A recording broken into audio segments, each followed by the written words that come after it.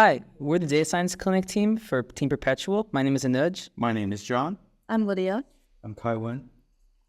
And according to Upstream Solutions, 1 trillion individual pieces of disposable foodware and packaging are used each year by U.S. restaurants. On top of that, restaurants spend $24 billion on disposables each year. And as you can see in the image, 11 million tons of plastic waste are used yearly. This is a huge source of waste in the economy and the source of waste that Perpetual attempts to solve. That's where Perpetual comes in. Perpetual is a nonprofit that supports local communities with the desire to eliminate single-use disposables through the implementation of reusable foodware systems. They are currently working with 4 smaller U.S. cities, Galveston, Texas, Hilo, Hawaii, Ann Arbor, Michigan, and Savannah, Georgia, to design and implement these systems. They were chosen since they are smaller cities in size, but diverse in socioeconomic background, political geography, and demographics.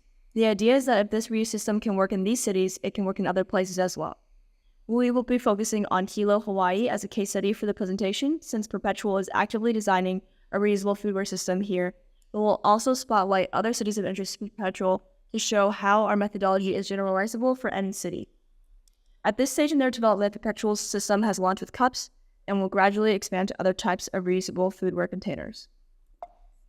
To better envision their system, let's walk through the life cycle of the cup. First, a cup is picked up from a participating foodware using establishment like a restaurant or convenience store. After the customer is done using the cup, it can be returned to the same location or at one of many outdoor collection bins around the city. From there, Perpetual drivers pick up the used cups from all the bins, clean them at city-specific washing facilities, and finally redistribute them back to the participating business for reuse. This flow diagram shows how Perpetual integrates with the local government, starting with the mapping and engagement with the interested party, all the way to launch and system improvements. Our work is focused on the design phase, and first helping Perpetual identify optimal community locations for bins to collect reusable foodware, and then to create an algorithm to automate optimal bin placement in any city. We see opportunity to improve Perpetual's system by focusing on optimization of bin placement for foodware collection given budget constraints. The location of these outdoor collection bins is critical to program participation. As such, we feel that a more data-driven approach to this aspect of their system will help to maximize participation rates and overall lead to less plastic waste. Before this project, Perpetual was using census data for populating bin placement and manually editing them, which is not very efficient or comprehensive. Last quarter, the clinic team started implementation of an algorithm for outdoor bin placement and were able to create scripts to scrape points of interest from various APIs like Google Places and Yelp.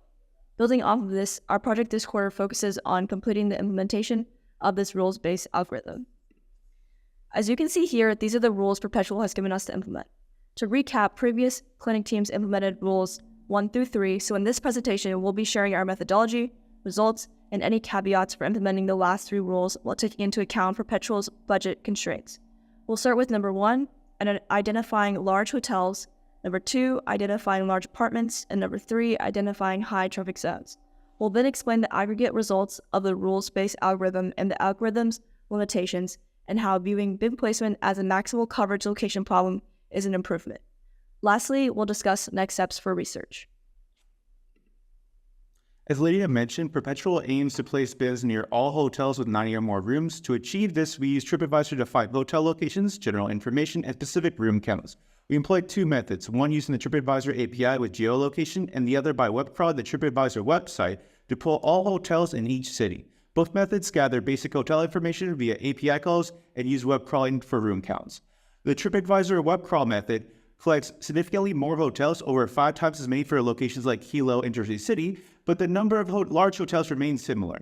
The crawl method also identifies many more small locations like guest houses, bed and breakfasts, cottages, and locations without room counts, these null locations that you see.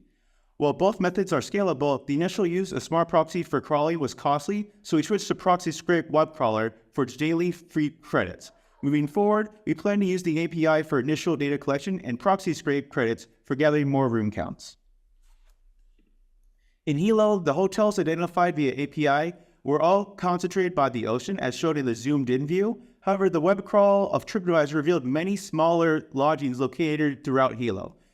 Given the challenges and costs of web crawling, we explored estimated room counts through business data from InfoGroup to supplement the missing TripAdvisor data. We merged hotel and business data using fuzzy matching on names and addresses. And in the limited Hilo data, we found strong correlations between business data, the number of hotel rooms, and the number of TripAdvisor reviews. These results were inconsistent across multiple cities, however, as shown in our heat map. However, using the OLS regression with all TripAdvisor data, we found that the number of rooms consistently had the lowest p-values when compared to business data, followed by the number of reviews, indicating a complex statistical relationship where we included multiple independent variables. We included foot traffic data in the visualization for context, but we did not use it in our correlation analysis due to its higher cost when compared to web crawling with smart proxy. To categorize apartments in Hilo for our analysis, Perpetual defines large apartments as those with 40 or more units. Identifying these buildings involved integrating data from the Rincasi QI, which provides residential building locations, and the FEMA datasets, which offer detailed building features. Here you can see the table showing the distribution of apartments in Hilo, Jersey City, and Savannah. Hilo has significantly fewer apartments, only 54, with 36 small and 18 large, compared to the larger number in Jersey City and Savannah. A major challenge was the inconsistent data standards between the sources. When merging FEMA and Recast API data, missing or incomplete values hindered our ability to create accurate building profiles. So I developed a formula where I first divide the total height of the building by the average room height, give us the number of potential floors. We then multiplied this by the ratio of building's total floor area to the average area of single unit. And this calculation provides us with an estimated count of how many units the building can accommodate. This method wasn't possible for Hilo due to missing data in the FEMA datasets. For the state of Hawaii, instead, I just manually inspected and labeled apartments through Google Maps set of images. For other cities, high data was available, allowing for feature engineering. So you can see the visualization here, and it shows the distribution of large, which are the green dots, and small residential buildings, which are in blue, in Hilo. Large buildings are in high foot traffic and business areas, while the small apartments are often nearby. This indicates that higher unit counts lead to increased foot traffic. Placing footwear collection bins near large apartments can maximize usage and improve waste management. In Hilo, where the data is sparse, relying solely on large buildings or foot traffic can be inaccurate due to factors like seasonal tourism. So we need to combine all our available data, which is very essential for accurate bin placement. Anuj and I worked on the initial exploratory data analysis of Hilo's foot traffic using the SafeGraph foot traffic patterns dataset. This dataset contained tens of thousands of points representing pings from a panel of cell phones spanning from 2018 to 2021 and contains important data attributes such as business name, visit count, and related same-day businesses visited. As you can see here, I identified the initial set of hotspots shown on this map using hierarchical density-based clustering. Our analysis included writing Python scripts that were divided into three categories: visual scripts that output visualizations like the one you see here, or visualizations that communicate the highest locations or the locations with the highest visit counts. We have scripts that manipulate dataset, for example, dividing the dataset by season or time of day. And we also have scripts that analyze locations or analyze the city foot traffic data to get specific locations based on different criteria. And these scripts can be plugged into foot traffic data for any city if we have them. However, one of the issues is that foot traffic data is very expensive. And so because of that, we were also looking for good proxies so that we didn't have to use these expensive data sets for every single city. And one that we found was business sales. So we used info group business sales, and we correlated that to foot traffic data in Hilo and found a very strong correlation between foot traffic data and business sales if we split Hilo into 20 different parts. And so as you can see here, we have a visualization of the different businesses in Hilo. The top 200 of them, if you aggregate the foot traffic around their business, and the visualization itself is colored, hue colored, based on visit counts, with the darker points being the businesses with the highest foot traffic around them.